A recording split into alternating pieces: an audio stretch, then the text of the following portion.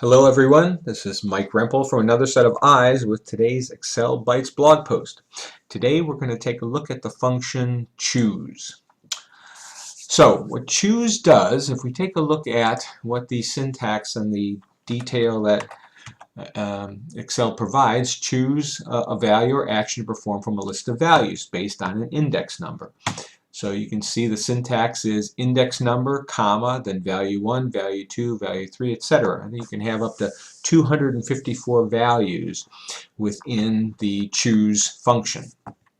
So we're going to show you 3 different examples of the use of the function choose within Excel. Here's the first one here.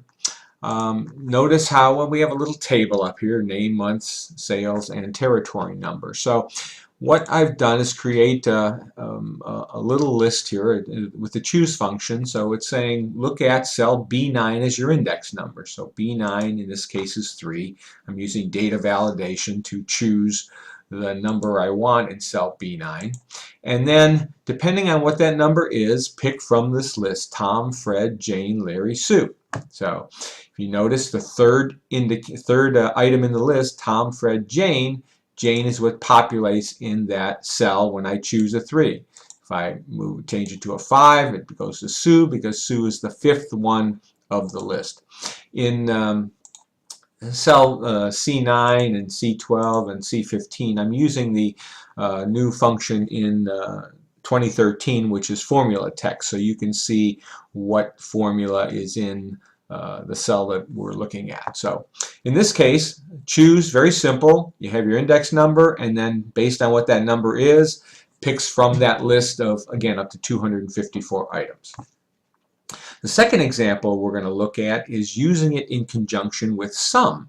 So in this formula, in cell A12, we have a formula that says equals sum from C2, which is up here, number 74, to choose and go to the index A11, and A11 in here is in case is number 5, and pick from C2, C3, C4, C5, or C6.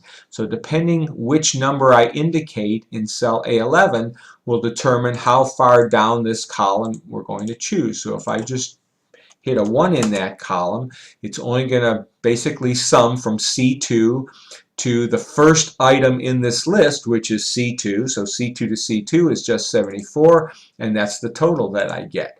If I change it to 3, it's going to total from C2 to the third item, C4. If I highlight that, you'll see the total down here is 174, which is the number that I'm giving in my formula there. The last example is doing a VLOOKUP, a reverse VLOOKUP, and incorporating the choose function in there. If you look at the formula that I have in cell B15, it's VLOOKUP, and then A15 is where is my lookup indicator.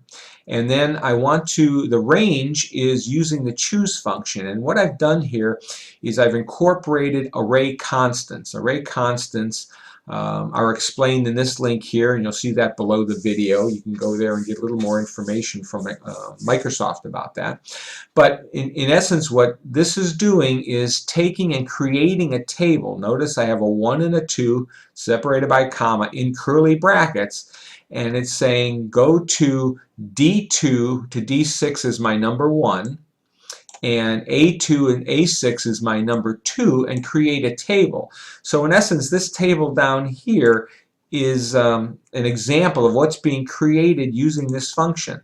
If I go up to the formula bar, select my choose over to the end, and hit F9, you'll see it's creating 1 is Tom, 2 is Fred, 3 Jane, 4 Larry, 5 Sue. It's creating that table using the array constants and the choose function. So in essence, I'm doing a lookup, going to A15, creating this table, going down that to the number 4 to the second column, an exact match. I have a 4, it gives me Larry. I have a 1, gives me Tom, using a reverse lookup in Excel. And there you have it. Hope this is useful to you. Thanks for stopping by. If you'd like to see more, please go to excel-bytes.com and subscribe to my blog. Happy excelling.